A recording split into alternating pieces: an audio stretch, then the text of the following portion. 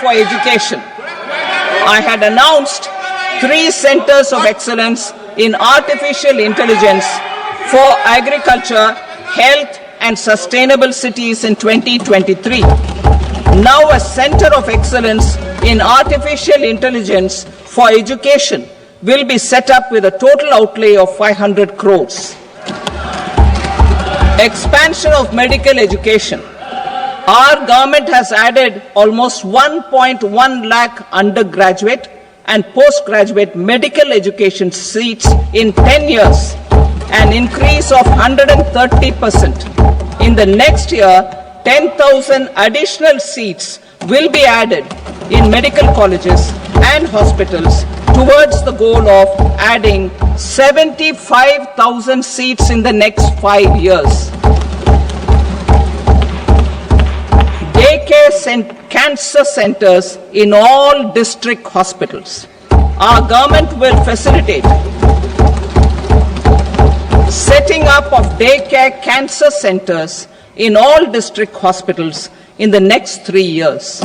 200 centers will be established in 25-26 itself. Strengthening urban livelihoods. Our government has been giving priority to assisting urban poor and vulnerable groups. A scheme for socio-economic upliftment of urban workers will be implemented to help them improve their incomes, have sustainable livelihoods, and a better quality of life. PM Swanidhi scheme has benefited more than 68 lakh street vendors, giving them respite from high-interest informal sector loans. Building on this success, the scheme will be revamped with enhanced loans from banks, UPI-linked credit cards with 30,000 rupees limit, and capacity building support. Social Security Scheme for welfare of online platform workers. Gig workers of online platforms provide great dynamism to the new age services economy. Recognizing their contribution, our government will arrange for their identity cards and registration on the e-Shram portal. They will be provided health care under PM Jan Arogya Yojana. This measure is likely to assist nearly 1 crore gig workers.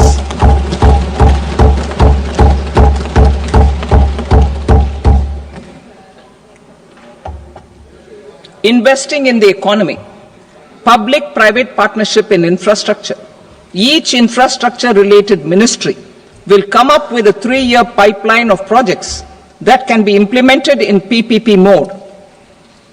States will also be encouraged to do so and can seek support from the India Infrastructure Project Development Fund, which is a scheme to prepare PPP proposals. Support to states for infrastructure. An outlay of 1.5 lakh crore is proposed for the 50-year interest-free loans to states for capital expenditure and incentives for reforms. Building on the success of the first asset monetization plan announced in 2021, the second plan for 2025 to 30 will be launched to plow back capital of 10 lakh crore in new projects. Regulatory and fiscal measures will be fine-tuned to support the plan. Jal Jeevan Mission.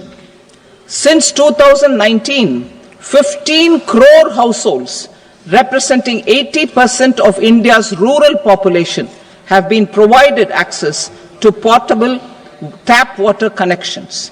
To achieve 100% coverage, I am pleased to announce the extension of this mission until 2028 with an enhanced total outlay.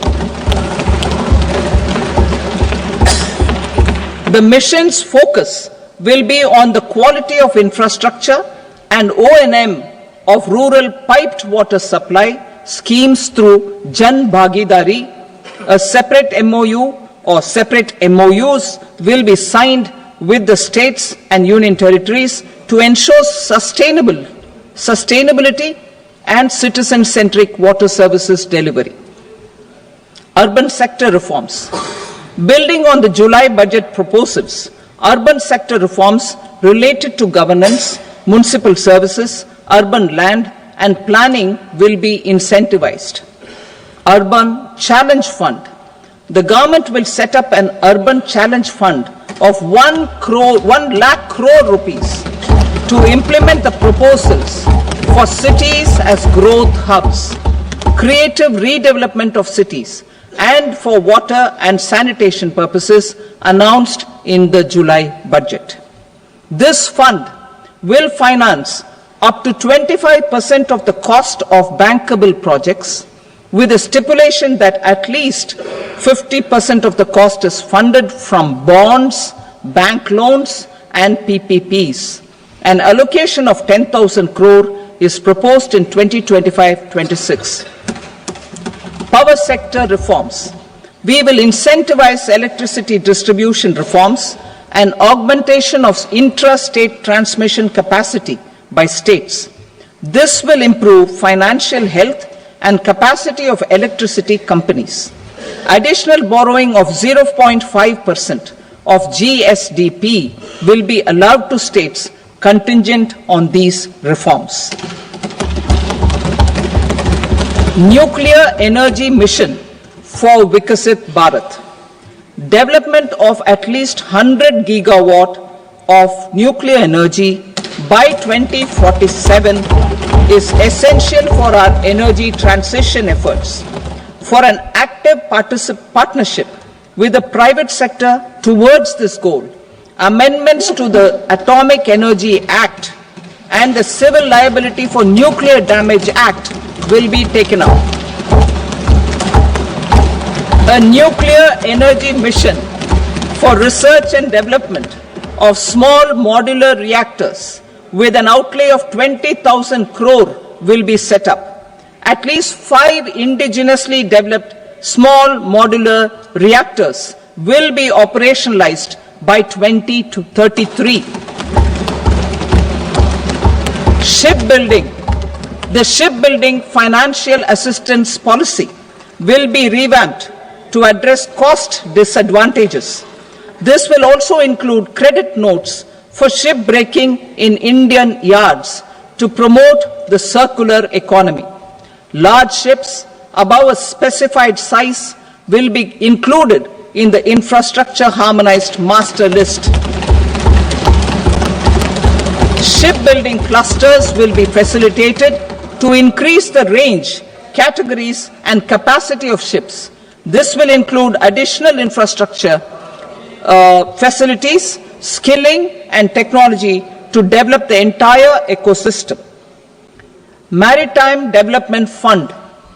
For long-term financing for the maritime industry, a Maritime Development Fund with a corpus of 25,000 crore rupees will be set up.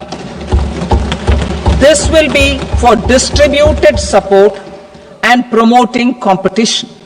This will have up to 49% contribution by the government, and the balance will be mobilized from ports and from private sector. UDAN regional connectivity schemes. UDAN has enabled 1.5 crore middle-class people to meet their aspirations for speedier travel. The scheme has connected 88 airports, and operationalized 619 routes. Inspired by that success, a modified UDAN scheme will be launched to enhance regional connectivity to 120 new destinations and carry 4 crore passengers in the next 10 years. 4 crore additional passengers in the next 10 years. The scheme will also support helipads and smaller airports in hilly, aspirational and northeast regional districts. Greenfield airports will be facilitated in Bihar to meet the future needs of the state. These will be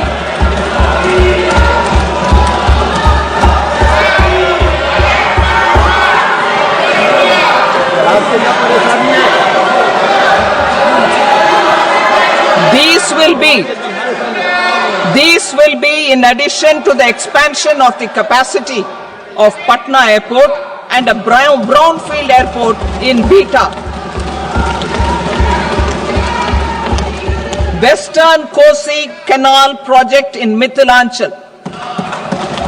Financial support will be provided for the Western Kosi Canal ERM project, benefiting a large number of farmers cultivating over 50,000 hectares of land in the Mithilanchal region of Bihar. Mining sector reforms. Mining sector reforms, including those for minor minerals, will be encouraged through sharing of best practices and institutions of a state mining index.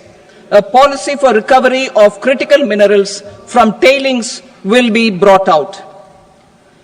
Under the special window for affordable and mid-income housing, SWAMI, 50,000 dwelling units in stressed housing projects have been completed and keys handed over to home buyers.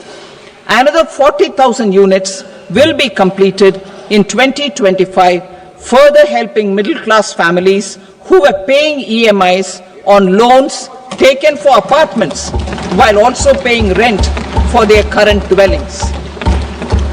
Building on this success, SWAMI Fund 2 will be established as a blended finance facility with contribution from the government, banks and private investors.